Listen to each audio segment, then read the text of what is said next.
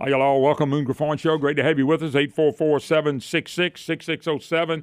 Hickson has that hotline if you'd like to be part of the program. Hey, if you're thinking about building a house, first thing you want to do is find somebody who's going to be honest and upfront. And I'll tell you what, I came across the company Schumacher Homes, SchumacherHomes.com. You need to check them out because what they'll do, they like to come sit down with you, provide you a free no-obligation price quote that allows the customers to know the total price of the home, no hidden cost. So what they'll do, they'll walk through the whole process. This room, the floors, the ceilings, everything that you're going to do from the paint job to every nail. And that's really what you want. I built a house, and I'm telling you, you got to have somebody who's going to walk you through the process from the beginning to the end. And you want somebody like Schumacher Homes. Schumacher Homes has been in this state for almost 12 years. They built over 18,000 homes, which is a lot of homes. And the good thing about them, if you're in Lafayette, Baton Rouge, or Shreveport, they customize a house at their location for you to come walk through theirs to check out some of the latest in home building. That's actually one of their marketing tools that they use. So you can go check out the quality of home that Schumacher builds. SchumacherHomes.com, SchumacherHomes.com. Check them out. I think you'd be glad you talk to these people before you build your home. Oh, let's jump gears. Congressman Clay Higgins joins. Clay, how you doing? Good morning, Moon. Great to be here. Well, thanks for coming by. I really appreciate it. Yes, sir. And as you know now anyway, I have on Monday been thinking about this for about 3 weeks, and we've got a governor's race. And I think everybody says the biggest race ever. I don't remember having the biggest race ever in the governor's race. I do in the presidential race, but not in the governor's race. But I do believe that at this point. And I feel like that the congressman and the United States senators have a bigger play in this than I've seen. And that's why I got upset. I say upset. I've been thinking about it. Sometimes you got to pray about it and think about stuff. And I said, I don't ever mess with you guys a whole lot. But I feel like that 5 of the 6 representatives in this state are Republican. 5 and 6 of these people represent 80% of the people here. And I feel like that you guys have a stake, especially you, but everybody does. And so what I've been upset is I haven't seen anybody really working out front. And I felt like that you and everybody else have kind of set in the back. And I heard things like, well, we'll wait to the runoff. We got 2 Republicans. We got 2 good Republicans. And I don't feel like that's what y'all ought to do. David Vitter ran in 2001 or 4? And he ran against Chris John, and they made a big deal. And they said, well, we'll beat him in the runoff. Chris John and him thought they'd beat Vitter in the runoff, and Vitter won. There was no runoff. And that's what started concerning me. And the people that I think we can depend on are the congressmen. I think people like yourself. Now, and let's take you, because I got on you because it's the oil and gas industry. Now, I was listening to you and Carol, and I kind of laughed at the first part of the interview because y'all were talking about your love for the oil and gas industry and their love for you. But I got to tell you, you wouldn't be a congressman here if you hated the oil and gas industry. They all done that. Of course. But my point being is, never came out of my mouth that you're against oil and gas, but I will tell you this governor, and you mentioned it too, this governor has done more to hurt that industry with his lawyer buddies than anybody. And that's why I thought you have been you were a sensation. Now, you were a sheriff deputy for a while, and you've been in the military, correct? Yes, sir. Okay, so you got all the background. But what made you at first was the Crime Stoppers thing. And you did that. And that thing went viral. And people loved watching you on those things. And you did commercials like that. People loved it. And my thought for you was, if it was me and I'm a congressman and I'm sitting here and I'm watching what this governor's doing to this state, especially in the oil and gas industry, I'm going to fight him for the oil and gas industry. And that's what I said about you, because I think you have the ability, free of charge, to go on Facebook and internet and do what you do that can make a difference, and do one thing. Get the people in Louisiana, and especially your district, going, he's right about that, without ever bashing him. All you got to do is state the facts. That's why Clay Higgins' name popped up. It popped up with Scalise, Chris Johnson. Mr. Johnson in Shreveport. Garrett Graves won't ever do anything, and Steve Scalise. Yeah, Mike Johnson. Mike's going to kill me if I don't remember his first name. But anyway, that's why I brought y'all up, because I think you have a direct impact. You're a congressman. We voted for y'all last year, okay? I voted for you twice, Clay. And then next year, when it comes around again, I want to be able to vote for you again. And I feel like let me finish, and that way you know what I said.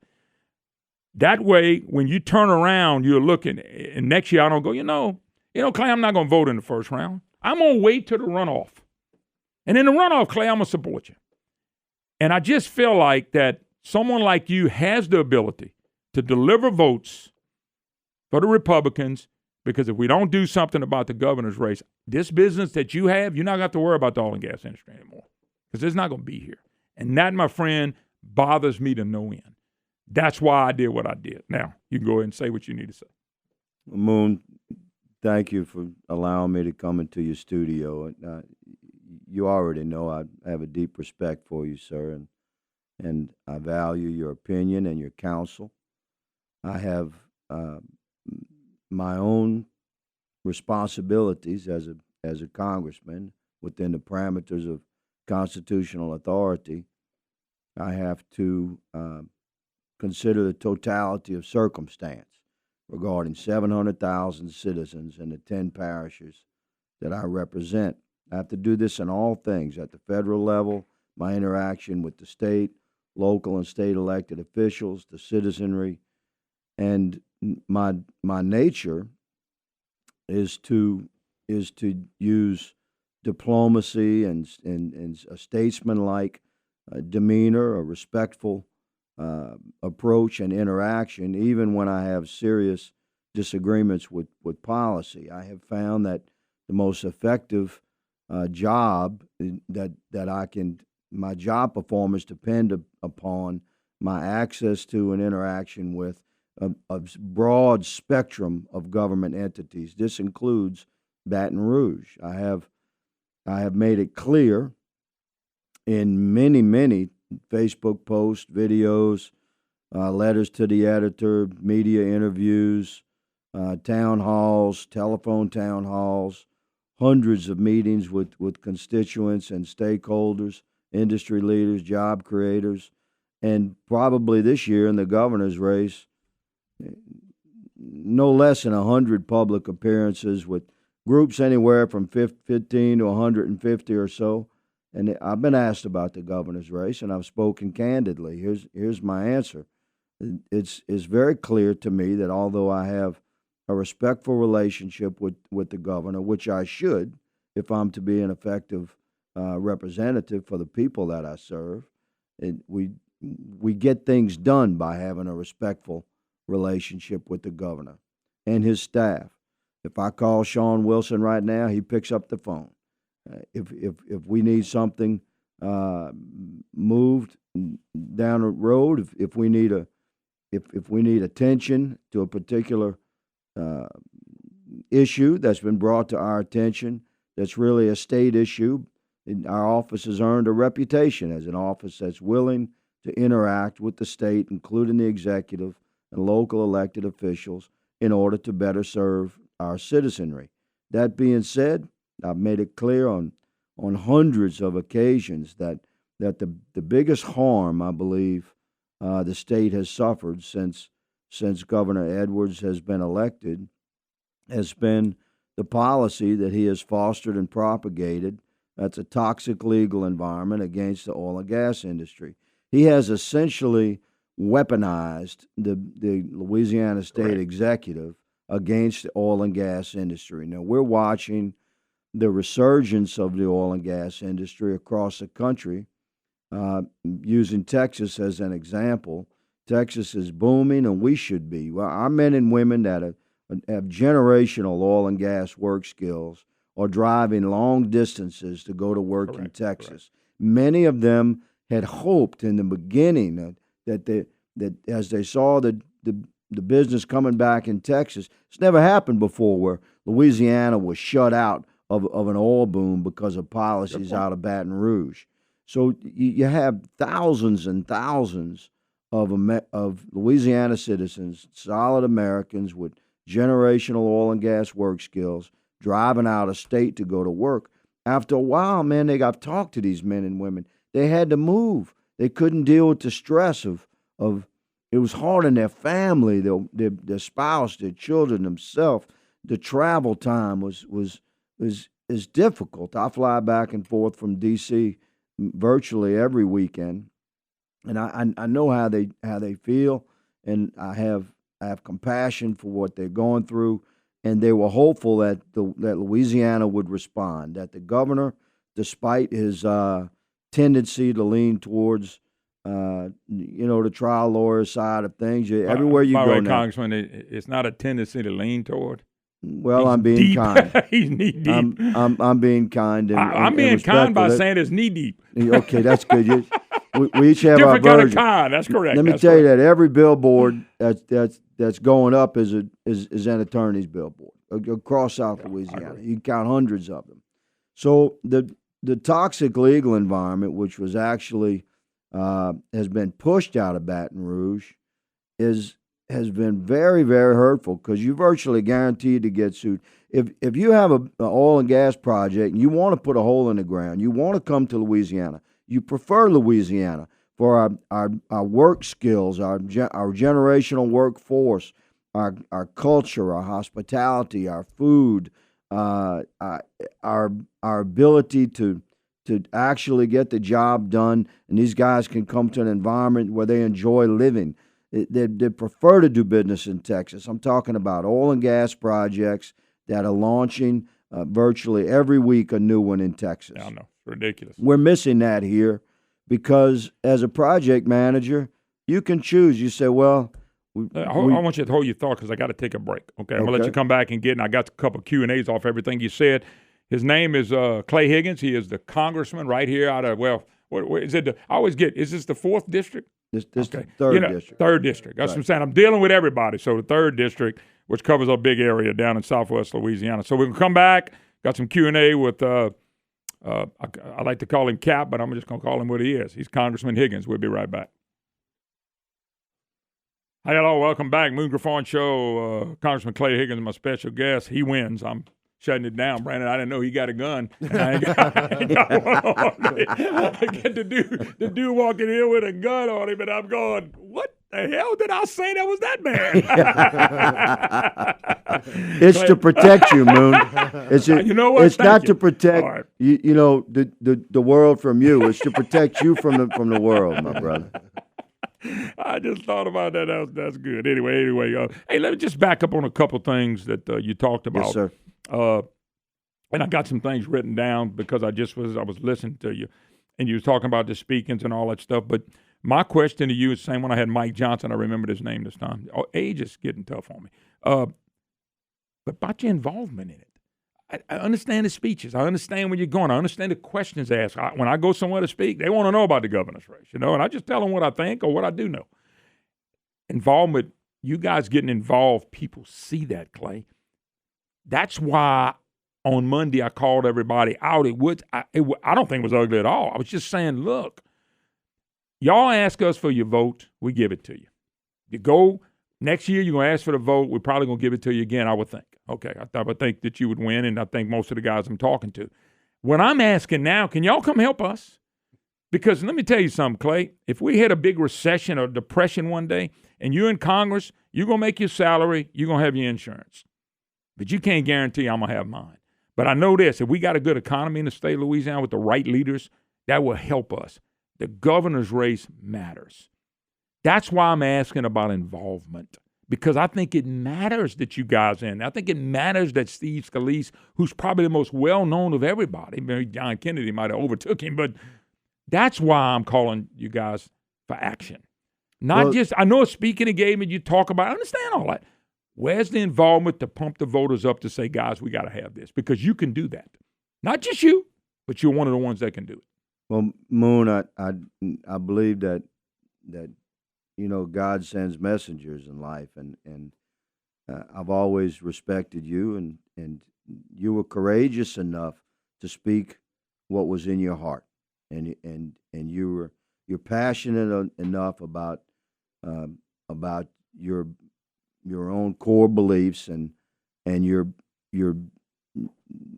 reasonable fear about what could happen when you to Louisiana. When you was talking a few minutes ago about Governor the people Edwards leaving, is reelected. All the people leaving, I believe we're going to have. I just think the out-migration is going to be phenomenal, and I don't want to see that. We could even lose a congressional district. We could lose that much population if we have to suffer another 4 years of of Baton Rouge being weaponized against the oil and gas industry in Louisiana.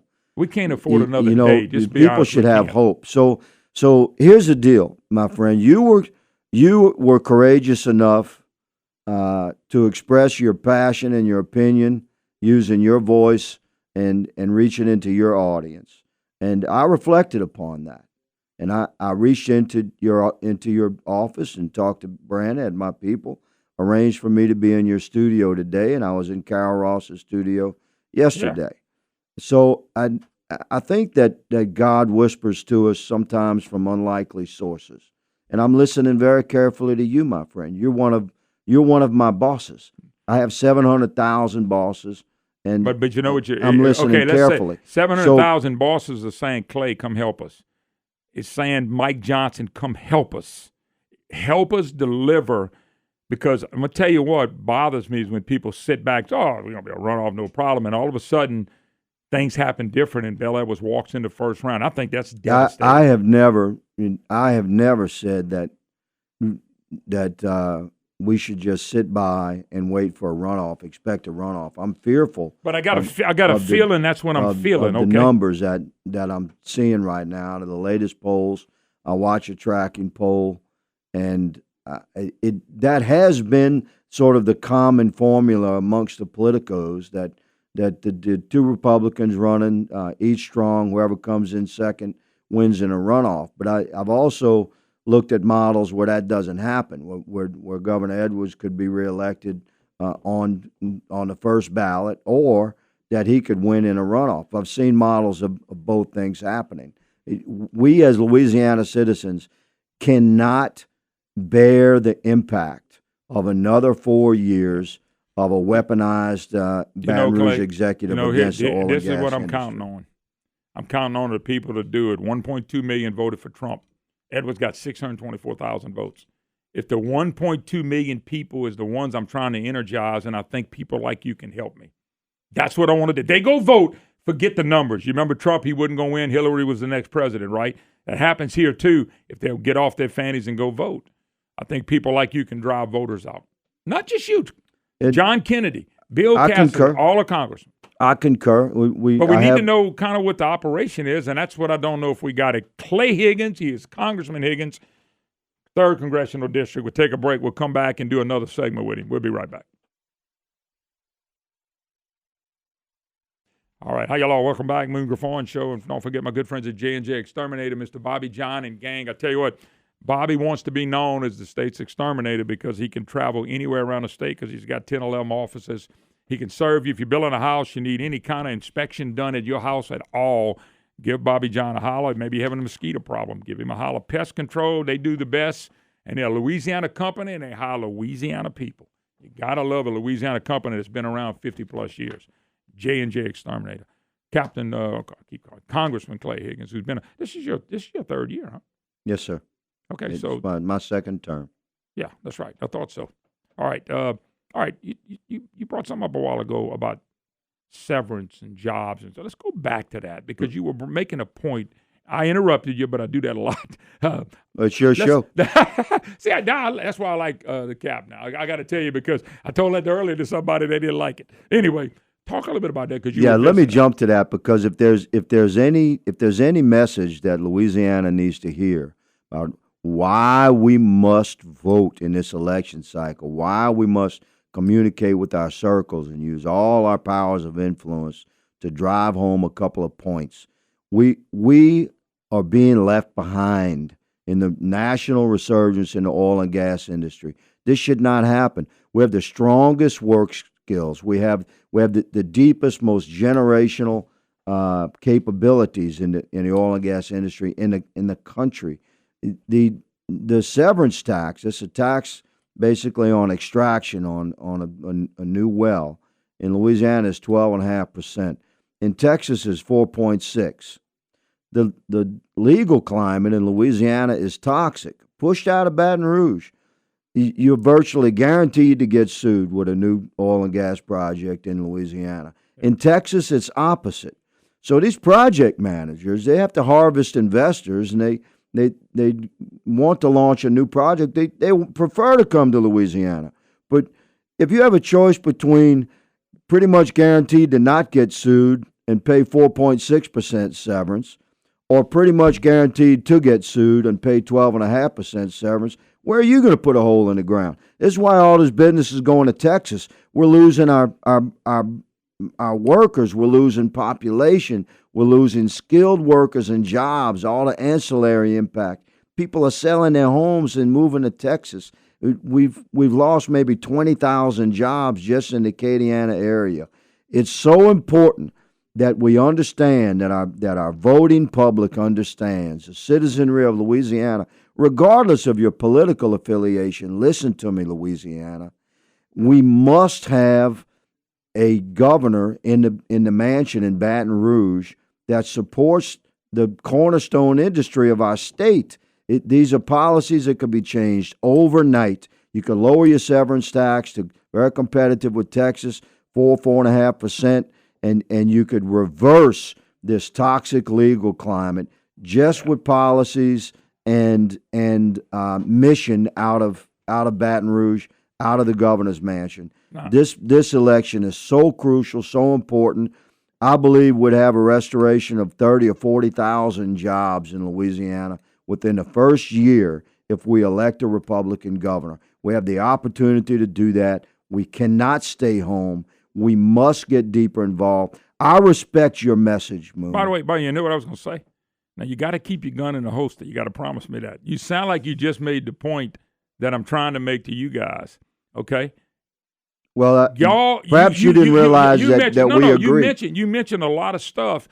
I need you to pick up the phone and call Scalise and say, look, let's get after it, because y'all were here for a month. And you just made the point I was trying to make. That's why I asked you if you're going to keep your gun in the holster, because that's what I want. I want some passion from the guys. I want the guys to get involved. I want them to be part of something that changes. Now, according to this, by the way, Brian, that's not who sent it to me. They sent me a copy of it. Tyler Bridges reported, these are the real numbers from Vernon Kennedy. Edwards 38, Abraham 25, Risponi 19, 18 undecided, because what they did was, what Vernon Kennedy is doing, he's saying that the black vote will be 30% of the vote. The highest black vote we ever turned out was Barack Obama was 28, and Bel Air was aimed Barack Obama. They're normally going to run about 24, 25% of the vote. So what I'm saying is it's all winnable, and that's why I brought it up to you, because I know you were one of the first ones with Trump. Trump vote, 1.2 million. Edwards, 624,000. That's a long way from winning the governor's race, in my opinion. If we turn out and go vote, the problem is in the governor's race, I don't know if you knew this or not, Congressman, but every year since Edwin Edwards ran and got over 1 million votes, it was against Duke, but it got a big vote, okay? Right. Ever since then, the number of people voting in the governor's race is going down 38% last time. Now, part of it, I think, is because all this early motor voting stuff, you build up your registration, the same people are voting, and it looks like it's a smaller number. It's probably about the same number. Did you know, and you may know this too, almost 75% of the voters in this state are all over 50 years of age? Well, they're some of the most responsible folk. And listen, regardless of party affiliation or what your shade of ideology is, if you want Louisiana to have economic prosperity, you got to be willing to make a change in the governor's mansion. And I respect that. You're not being ugly. I'm not being honest. It's just strictly about the oil and gas industry, the jobs we lost, the ancillary jobs, all your machine shops, your pipeline guys. It's an incredible impact on the economy of Louisiana in every way when you have a downturn in the oil and gas industry. And it's not right that policies out of Baton Rouge, out of the governor's mansion, have depressed the oil and gas industry and stopped Louisiana from participating in the resurgence of the oil and gas industry. It's not right that Texas is booming. There's no magical line at the Sabine River. Why is Texas booming in the oil and gas industry and Louisiana is not? It's because of policies out of the governor's mansion in Baton Rouge. So, with all due respect for our governor, he was elected by the people. He can be unelected by the people. And if he's, but by the way, if he's reelected, you see, a person like me, I got a decision to make. Why do I even want to cover this anymore? And hear me out, because he is elected by the people. So the people are telling me $7 billion in taxes wasn't enough because there's a bunch more coming. Mm-hmm. What you're telling me is you like the governor beating up the oil and gas industry. That's what this is. But because when you elect somebody, I never said that. Not you. But what I'm saying is, if you vote that way, is that not telling the guy, hey, you're doing a great job? You must be like voting what you for did before. Economic depression. Yeah. But Moon, let me clarify before we close. I'm gonna let you wrap up right here. Go ahead. Let me clarify before we close that you and I are fighting the same fight, brother. We had a little bit different time schedule. I love you and respect you. I appreciate your counsel. We are fighting the same battle. We're concerned about the future of Louisiana. We know a change must be made in the governor's mansion. We know we must have a Republican governor to work hand in hand with a strongly conservative state legislature, which is definitely going to happen in this election cycle. And we know that the Trump voter must show up. The 1.2 million that voted in that election cycle must show up. So we're each passionate. We've approached it in our own way. I consider you a friend, and I hope that you can appreciate the fact that I wanted to come into your studio and respectfully discuss these things. I appreciate it. I'm still hopefully optimistic, but I will tell you this: if the Lord, and it be the Lord, ever make me a billionaire, and I'm in Louisiana, I don't even need $1 billion, but let's just say I was. Some of these elected officials and some of the ones like the governor, they wouldn't like me. Because I'd have a pack with $100 million in that sucker. I'd be making a difference like you wouldn't believe. I don't have $1 billion. I hope if there's a billionaire left in Louisiana after 4 years of this. Well, if he is and he wants to get in the thing, I can tell him where to spend the money and how to. Call Moon. Congressman, thank you. Thank you, appreciate you coming in. Bless you, sir. Like I say, be engaged. I want everybody engaged, and I think you guys can make a difference. Steve Scalise is the next one that needs to make the difference. Anyway, we got to take a break. We got to go. We'll be back more of the Moon Griffon Show right after this.